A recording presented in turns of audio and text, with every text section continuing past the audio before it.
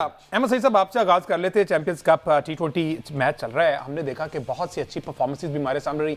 अब ये top 2 teams हैं जिनका फाइनल आज इस वक्त जारी है। लायंस को हमने देखा कि पूरा टूर्नामेंट बहुत अच्छा खेला, लेकिन एंड पर आकर चौक कर गए और वहां पर जो सूरत हाल है। लेकिन अब जो है 177 फॉर 4, 19th ओवर चल रहा है, क्या देख रहे हैं? जी, आप जिस दौरान सवाल आप कंस्ट्रक्ट कर रहे थे उस दौरान यासिर खान जो है उन्होंने दूसरी सेंचुरी स्कोर कर दी है इस टूर्नामेंट की। इससे पहले हुसैन तलत ने इस टूर्नामेंट की वाइट सेंचुरी स्कोर की थी। सबसे पहले तो हमें यकीन इस इनिंग्स की दाद देना होगा जो उन्हें आज फाइनल में आकर खेली है। स्टैलियंस की टीम टूर्नामेंट के आगाज़ में थोड़ी सी शेकी नज़र आई। इब्तदा में उनको बहुत अच्छे आगाज़ नहीं मिले, लेकिन जिस तरह से उन्हें कम बैक किया और एक आउटराइट डोमिनेंट उन्होंने शो की, जो सेकंड पार्ट था इन मैचेस का, ख़ास तौर पर आखिरी 4 मैचेस के अंदर, उनमें उनके कप्तान मोहम्मद हारिस के भी परफॉर्मेंस जो है वो शानदार रही। शुएब मलिक खुद अच्छा खेलते रहे, उस्मान तारिक ने बहुत शानदार बॉलिंग की और आज वो टीम जो है फाइनल में उस टीम के मद्दे मुकाबिल है जो मार्क हॉर्स की सबसे ज़्यादा कॉम्पैक्ट और सबसे ज़्यादा यूँ कह लीजिए कि बैलेंस टीम नज़र आती है ऑन शीट पेपर के ऊपर। तो यकीनन एक अच्छा फाइनल होने जा रहा है और ये एक अच्छा टोटल है जो अब तक स्टैलियंस की टीम ने जो है वो अभी 2 गेंदें बाकी हैं इस इनिंग्स को ख़त्म होने में। तो यकीनन 180 प्लस 190 तक जो है वो इस टारगेट को लेकर जाने में कामयाब हो जाएंगे और यूएमटी मार्क हॉर्स के लिए ये टारगेट चेज करना इतना आसान नहीं होगा। इसमें मार्क हॉर्स की जानिब से भी अगर हम देखें तो मार्क हॉर्स की टीम एक ऐसी टीम है कि जिसकी ओपनिंग जोड़ी ख्वाजा नाफे और फ़खर जमान, उन्होंने बहुत ज़्यादा इंपैक्ट डाला है इस टूर्नामेंट के अंदर।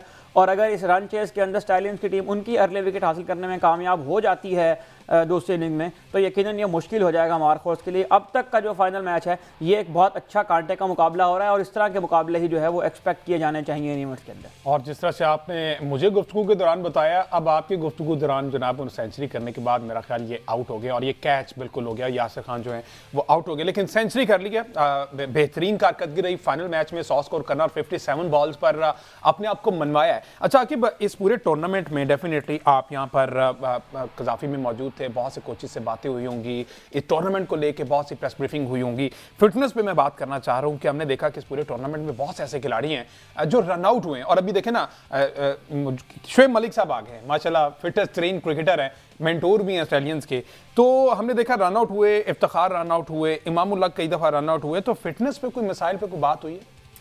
देखें, फिटनेस से पहले मैं अभी जो है प्लेइंग 11 देख रहा था तो स्टैलियंस की प्लेइंग 11 देख के मुझे हैरानी भी हुई, परेशानी भी हुई कि इन्होंने तमाम वो लड़के खिला दिए हैं जो इंटरनेशनल प्लेइंग 11 का हिस्सा है। हारिस रऊफ इसमें है, इब्रार अहमद इसमें है, शुएब मलिक खुद इसमें है, मोहम्मद अली, उस्मान तारिक, तो बड़ी बॉलिंग लाइनअप है। फिटनेस के हवाले से जो आपने बात की, ऑब्वियसली पाकिस्तान क्रिकेट बोर्ड का पहला जो इस वक्त कंसर्न है वो सिर्फ फिटनेस है। जब हम क्रिकेट बोर्ड के ऑफिशियल से बात करते हैं, जब हम नेशनल क्रिकेट अकेडमी में जाते हैं, तो वहाँ पर खिलाड़ियों की जो स्किल्स लेवल पे काम कम हो रहा होता है, फिटनेस लेवल पे काम ज़्यादा हो रहा होता है। क्योंकि अब फिटनेस आपको पता है हम सबको कि बकौल पीसीबी के फ़खर जमान का फिटनेस इशूज़ है, हालांकि फ़खर जमान का कोई फिटनेस इशू नहीं है।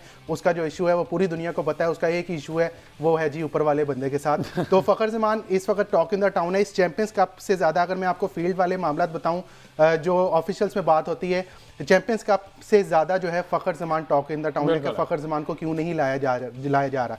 उनकी जो फिटनेस के हवाले से बातचीत हो रही थी, हम सब ने देखा कि पहले मैच में उन्होंने वो कैच पकड़ के दिखा दिया कि जो इतने फिट प्लेयर भी नहीं पकड़ के दिखा सकते। फिर उन्होंने जिस तरह की बैटिंग की वो भी उन्होंने बता दिया। तो ओवरऑल जो फ़खर जमान की परफॉर्मेंस बहुत अच्छी थी। ख्वाजा नाफे जो है यंग सेंसेशन है, हमें याद है कोयटा ग्लैडिएटर्स के जब PSL में इन्होंने कोयटा ग्लैडिएटर्स की तरफ से खेलते हुए बड़ी शानदार एक इनिंग खेली थी, लेकिन उसके बाद अनफॉर्चुनेटली इनका डाउनफॉल स्टार्ट हुआ। वहाँ से जो है परफॉर्म नहीं वैसा कर पाए। शायद वो उनका ख्याल था कि मैं अभी भी ट्विटर से, टिकटॉक से जो है वहाँ से 1-2 शॉट्स मार के वहाँ से टीम के लिए सिलेक्ट हो जाऊंगा। लेकिन यहाँ पे उन्होंने एक दफ़ा फिर प्रूव किया कि वो टैलेंट रखते हैं, लेकिन इस टैलेंट को अब उन्होंने खुद नॉरिश करना है। अगर वो सोचेंगे कि मुझे कोचिस पकड़ लें या कोई बंदा नॉरिश करे तो ऐसा कुछ नहीं होगा, उनको खुद पकड़ना पड़ेगा।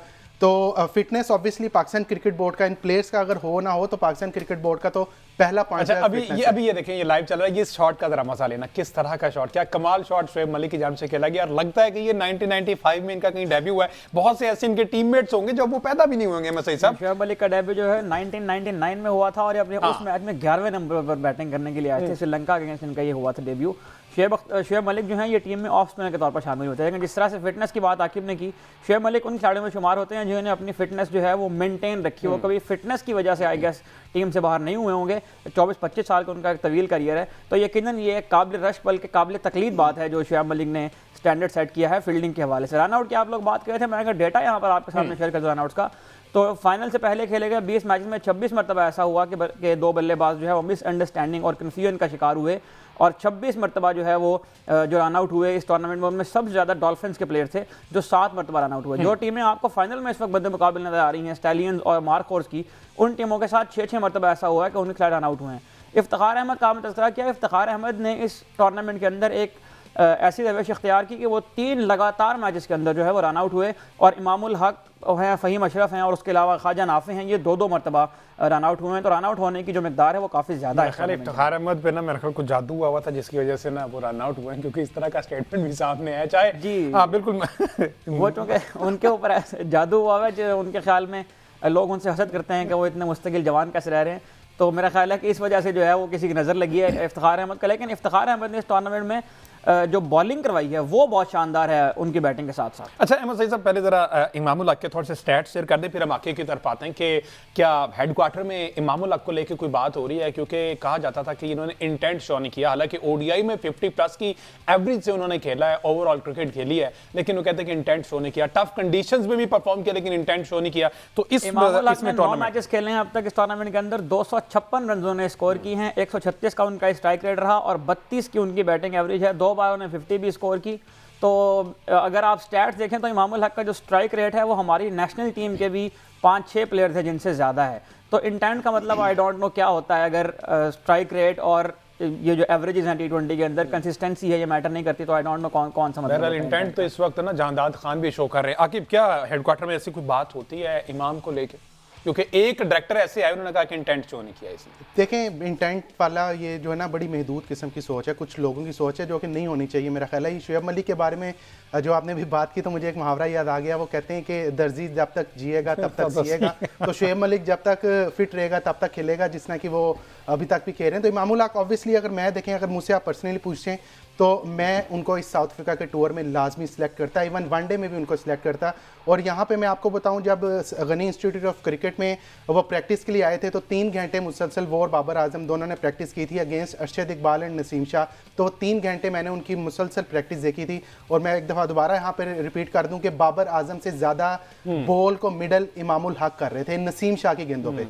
तो उस वक्त ऐसा लग रहा था कि शायद इमामुल हक को जो है साउथ अफ्रीका के टूर में शामिल किया जाएगा, और करना भी चाहिए था यकीनन, जिस तरह की उनकी परफॉर्मेंसेस हैं स्पेशली वनडे में और टेस्ट मैच क्रिकेट में। और उसके बाद जिस तरह अब्दुल्ला शफीक की परफॉर्मेंस डाउनफॉल है, तो मेरा ख्याल है कोई जवाब नहीं बनता उनको ड्रॉप करने का। अब ये सिलेक्शन कमेटी बता सकती है, आकिब जवेद साहब बता सकते हैं जो कि हेड कोच भी हैं, सिलेक्शन कमेटी में के रुकन भी हैं, उनके साथ जो दूसरे मेंबरान भी हैं, कि क्या सोच के उन्होंने, क्या डाटा देख के या क्या जो है स्टैट्स देख के इमामुल हक को ड्रॉप किया, क्या सोच है उनकी। ऑब्वियसली क्रिकेट बोर्ड में कहीं ना कहीं जाके इमामुल हक के बारे में बातचीत तो हो ही होगी कि इमामुल हक को जो है वो टीम में शामिल करना चाहिए, स्पेशली जिस तरह की उनकी रीसेंट परफॉर्मेंस है। लेकिन ये मुझे मतलब मैं बताऊं, अगर ये पॉइंट वही बता सकते हैं या जवाब वही बता सकते हैं कि उनको क्यों ड्रॉप किया। अच्छा जी, इस पर भी आप कमेंट कर देना। 200 का टारगेट है पूरा, 199 फॉर 5, 20 ओवर्स मुकम्मल हो गए हैं। अब अगर प्रीवियसली रिकॉर्ड देखा जाए अहमद सईद साहब इन दोनों टीम्स का, तो किसने कितना चेज किया हुआ है और किसकी बैटिंग की डेप्थ जो है वो ज्यादा, इसका तो हमने देख लिया ना कि जांदाद को 2-4 छठे नंबर पर भेज दिया गया ऊपर। इसका मतलब ये है कि कुछ जांदाद में उन्होंने देखा है। जी हाँ, इसमें देखें कि कल जो फ़खर ज़मान ने मैच के बाद बात की है, उन्होंने भी ये कहा है कि हम जो है वो हिसाब बराबर करना चाहते हैं स्टैलियंस के साथ।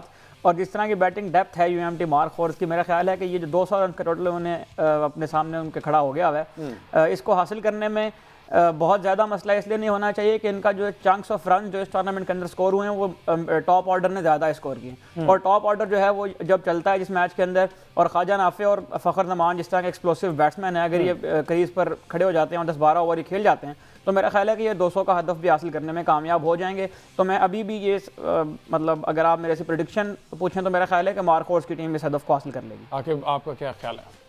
देखें, ऑन पेपर देखें, ऑब्वियसली जिस तरह ख्वाजा नाफे और फ़खर ज़मान की बल्ला चल रहा है उनका, तो रन्स उनके रुक नहीं पा रहे। लेकिन उनको ये जो है एज जो है उनके खिलाफ भी जा सकता है, क्योंकि टॉप ऑर्डर उनका सिर्फ परफॉर्म कर रहा है। अगर तो ऊपर से कोई आउट हो गया और जिस तरह स्टैलियंस की आज बॉलिंग है, जिसमें मोहम्मद अली हैं, उस्मान तारिक हैं, हारिस रऊफ हैं, इब्रार अहमद हैं, जहादात खान हैं, तो 5 जो आपके स्पेशलिस्ट बॉलर हैं जिन्होंने 20 ओवर्स करने हैं, तो वो तमाम प्लेयर्स इंटरनेशनल क्रिकेट खेल चुके हैं, उनको एक्सपोजर अच्छे किस्म का है। तो मुझे लगता है कि एक टफ मैच होगा, लेट्स सी कौन जीतता है। अच्छा अहमद सईद साहब, यूजुअली जिस तरह से पंडी का विकेट बिहेव करता है सेम वैसा ही है या फिर इसमें कोई तब्दीली फाइनल के लिए कुछ की गई? देखें, जिन स्टैट्स से हम वाकिफ हैं वो पीएसएल के स्टैट्स हैं। पीएसएल जो होती है वो फरवरी और मार्च के महीने में यूजुअल होती है। दिसंबर के महीने में आमतौर पर ऐसा होता है इस टूर्नामेंट में, अगर आपको याद हो, जो शुरू के मैचेस हुए हैं वो लो स्कोरिंग मैचेस हुए हैं। अब तक सिर्फ 2 मरतबा ऐसा हुआ है कि 200 रन का हिस्सा जो है वो अबूर हुआ है। 21 मैचेस के अंदर तकरीबन 42 इनिंग्स जो है अब तक हो चुकी हैं। तो इस मौसम के अंदर, दिसंबर के महीने के अंदर थोड़ा सा इसका बिहेवियर डिफरेंट तो है, लेकिन जिस तरह पिच खेलती जाती है, जिस तरह से गेम आगे बढ़ती है, उस तरह से पिच इंप्रूव होती है। यहाँ पर सीमर्स को हेल्प मिलती है दिसंबर के महीने में। और लेकिन अगेन वही बात कि जिस तरह से आप ऑन द डे जो टीम जो है वो कंडीशन के साथ हम आहंग हो जाए वो खेल जाती है। तो रावलपिंडी के जो मशहूर ज़माना स्टैट्स हैं जिनमें 200 250 रन बनते हैं पीएसएल के, वो फरवरी और मार्च के महीने में। अच्छा, तो दिसंबर के महीने में यूएल चैंपियंस ट्रॉफी भी आकिब साहब फरवरी में आ रही है, ये भी बात ज़हन में रखनी वो भी आ रही है पिंडी मैचेस से। लेकिन मैं अहमद, क्योंकि बड़ा स्टैट्स में इंटरेस्ट शो करते हैं और बड़ा स्टैट्स में वो मास्टर है, मुझे अहमद ये बताएं कि चलें ये तो फाइनल हो गया, ये बताएं कि आप, क्योंकि चैंपियंस कप हमें बताया गया है कि यहाँ से हमारा फ्यूचर प्रोस्पेक्ट निकलना है, कोई 2-3 नाम बता दें अपने व्यूअर्स को कि ये शायद पाकिस्तान टीम में आ जाएं। वो वाले नाम नहीं जो इफ्तिखार अहमद, फ़खर जमान जो पहले आ चुके हैं, कोई नया टैलेंट आपकी नज़र में सामने आया हो जो आप स्टैट्स जो है उसको मॉनिटर करते हैं? देखें, इसमें यकीनन एक तो आपका नाम जो सबसे पहले ज़हन में आएगा वो आकिफ जावेद का आएगा, जिन्होंने इस टूर्नामेंट के अंदर बहुत शानदार बॉलिंग की है। आकिफ जावेद के स्टैट्स को शेयर करने से पहले मैं एक पॉइंट यहाँ पर ऐड करना चाहता हूँ। देखें, ये जो स्टैट्स हैं ये उन बॉलर्स के हैं जिनकी विकेट्स काउंट हो गई हैं। उन बॉलर्स का बेचारों का क्या कसूर है जिनकी बॉलिंग के ऊपर कैचेस ड्रॉप होते रहे। और मेरा ख्याल है कि आकिफ जावेद उन बदकिस्मत बॉलर्स में से हैं जिनकी बॉलिंग के ऊपर बहुत ज़्यादा कैचेस ड्रॉप हुए हैं। तो अगर स्टैट्स की बुनियाद पर ही टीम बननी है तो फिर तो वही प्लेयर आएंगे जिनको विकेट्स मिली हैं, जिनके कैचेस पकड़े गए हैं। लेकिन वो बॉलर जो अच्छी बॉलिंग करते रहे हैं, उनका इकोनॉमी रेट अच्छा रहा है, उनका लाइन लेंथ अच्छा रहा है, उनके मैचेस जब तक सिलेक्टर्स देखेंगे नहीं वो किस तरह से आके इनको जो है वो चूज़ करेंगे। तो एक तो मैं यहाँ पर एक आकिफ जावेद का नाम लेना चाहूँगा।